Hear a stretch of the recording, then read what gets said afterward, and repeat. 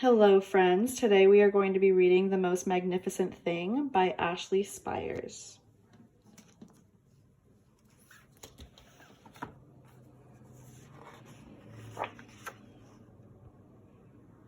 The Most Magnificent Thing.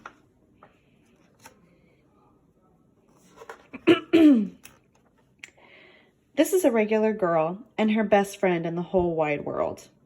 They do all kinds of things together. They race, they eat, they explore, they relax.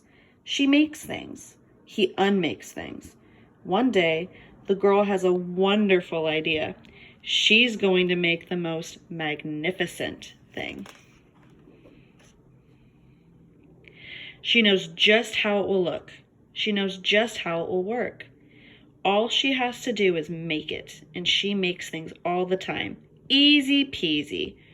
First, she hires an assistant.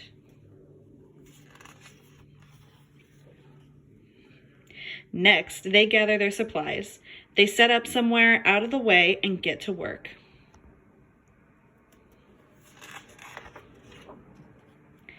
The girl tinkers and hammers and measures, while her assistant pounces and growls and chews. When she is finished, she steps back to admire her work. She walks around one side, her assistant examining the other side. It doesn't look right. Her assistant picks it up and gives it a shake. It doesn't feel right either. They are all shocked to discover that the thing isn't magnificent or good. It isn't even kind of sort of okay. It is all wrong. The girl tosses it aside and gives it another go.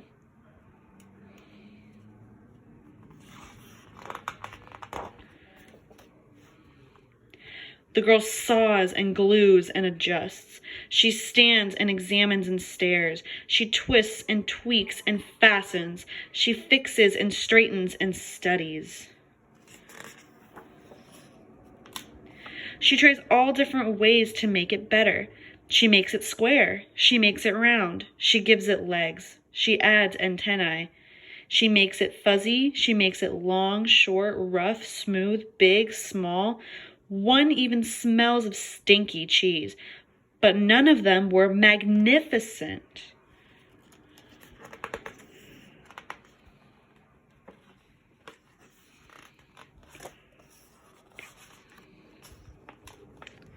Her hard work attracts a few admirers, but they don't understand.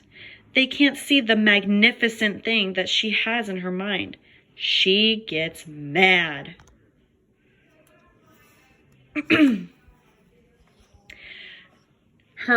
The angrier she gets, the faster she works. She smashes pieces into shapes. She jams parts together. She pummels the little bits in. Her hands feel too big to work, and her brain is too full of all the not right things. If only the thing would just work. Crunch. The pain starts in her finger. It rushes up to her brain, and she explodes. It is not her finest moment.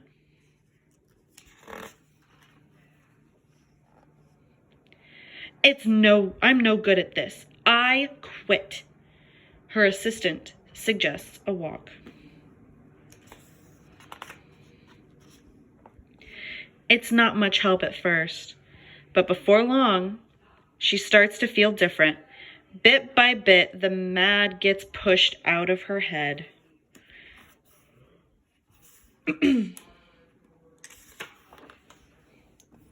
As they stroll along, she comes across the first wrong thing she made. The bad feelings are about to start all over again.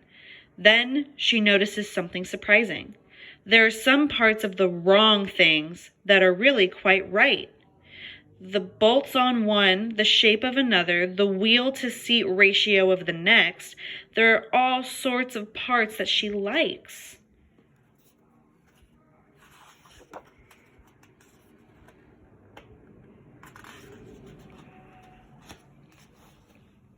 By the time she reaches the end of the trail, she finally knows how to make the most magnificent thing.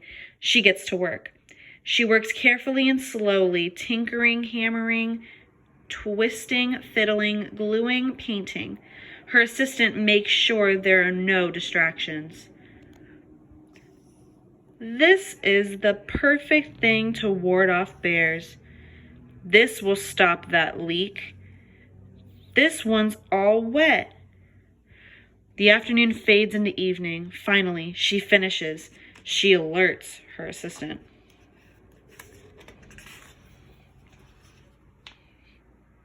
The pair take a good long look. It leans a little to the left. It's a bit heavier than expected. The color